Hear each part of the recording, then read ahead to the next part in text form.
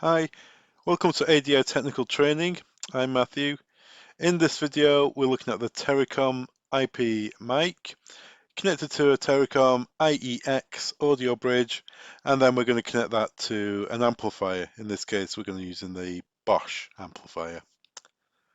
The object of this video is to show how you can use a IP mic PA system to connect to an analog PA amplifier. So on larger installs where quantities of speakers need to be reduced to analog speakers, you can use an analog amplifier. Okay, so let's begin. Let's log into the Terracom and start there. Okay, let's log into the Terracom device. The username and passwords for Terracom is admin. I'll put the link at the top here so you can see previous videos on how to set the devices up. But it's admin to initially log in. The initial IP address 192.168.102.10, but I changed them to suit my application. As you can see, this is where you would change your IP address, subnet and your gateway. Previous video, as I say, we've got that setup shown. This is the management suite or the GUI for the microphone itself. So in this, you can actually set up your pre-chimes and your chime alerts. So rather than just, when you make a call, rather than just audio coming out, your voice, you can have it so you have a chime or you've got someone's attention. As you can see, it's already pre-configured. Okay, so we're now going to add a device to the system. In the device window, you can see it's got a network scanner as such. It shows you all the Terracom devices within your local area network. You can see it's found the IEX, it's found its IP address, you can see there with the port number. And all we're going to do is add that to the Terracom suite of products, of recognized products. So you simply click on the add icon and that adds it to it. It's asking which zone. There's two zones on the IEX. I've pre-wired this already, I've set it all up. So there's two zones to choose from. I'm going to use zone 2 in this instance. So all you do is you just change 1 to 2 and then press save. We'll look at the electrical connections later so you can see. But there you go, you can see that we've added the IEX to this system. Next, we need to go to the machine window, that being the LCD display on the microphone, and we're going to tell it how button 2. We're going to tell it how button 2 is going to behave. So button 2 is a device, and we're going to say that that device in this case is the IEX. So let's add that and then press save.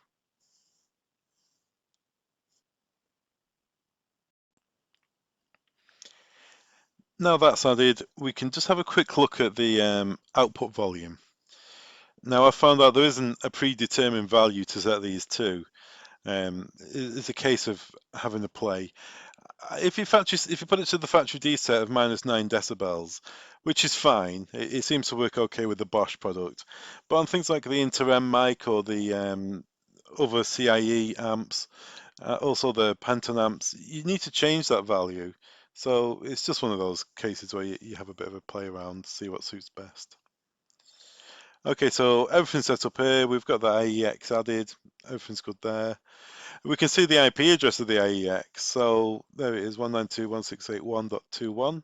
So let's browse into that. Let's copy that and browse in. Okay, same settings as before, admin, setup 1. And now we just need to make sure everything's okay here. IP address we know is fine, I've already changed it. Let's go to the audio settings. It's a SIP call, so we just got to make sure that the SIP priority is 1, that's the highest setting.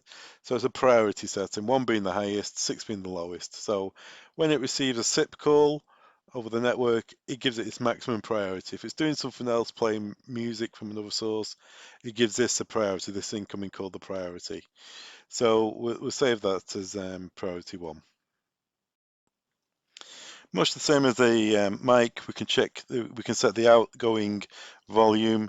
Again, it's just picking a value that's good. I start with 9, -9, and let's see how it behaves. So -9, press save, and once we've done that, that's basically the system set up. So now you can call from an IP mic to this IP bridge, as I call them, this IP interface, and then making the electrical connections between the devices on the analog level. So the output of the IEX will go to the input of the amplifier.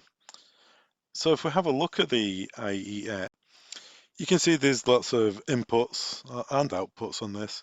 So we're going to be using the zone 2 output. It's just 2 wires to the amplifier of your choice. I'm using Bosch, so just 2 wires. You can go to the priority input, priority 1. You can go to your emergency telephone input, an RCA, or your zone 1 inputs.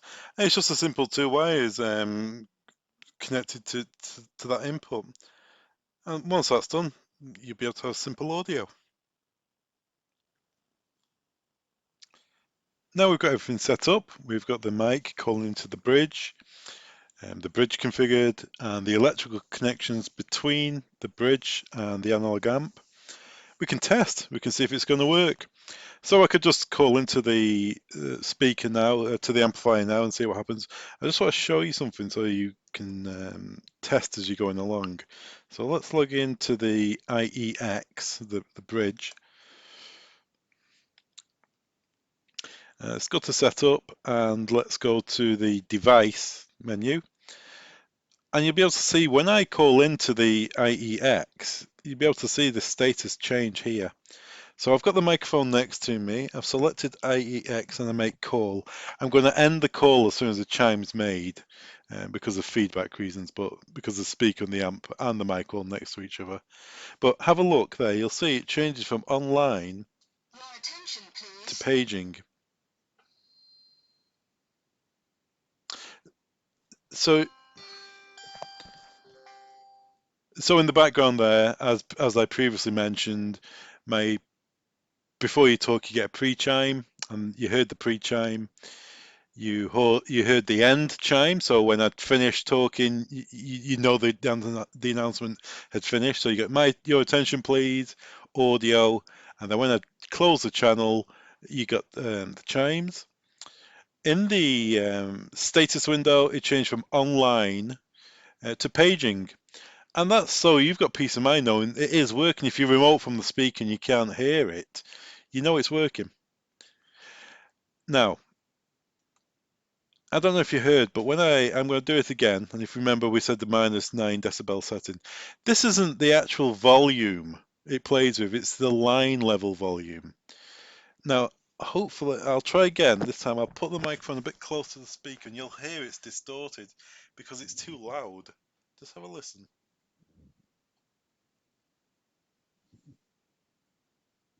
Your attention, please.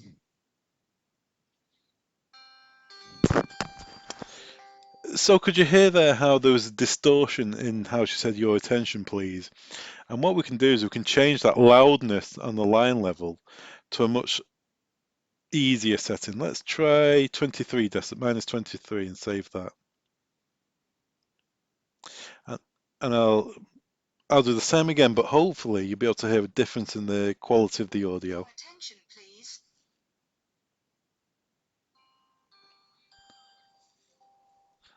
I'll do that again just in case you couldn't hear it. Your attention, please.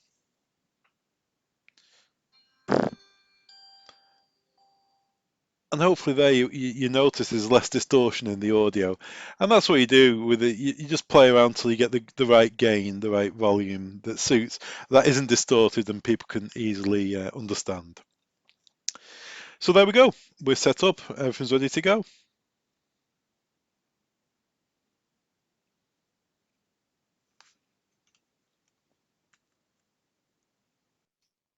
Installers rely on ADI. The ADI projects and technical teams offer a pre-configuration service. Any project size from a single device or to a complex system. Any IP device can be configured from our central hub using our technical and project teams.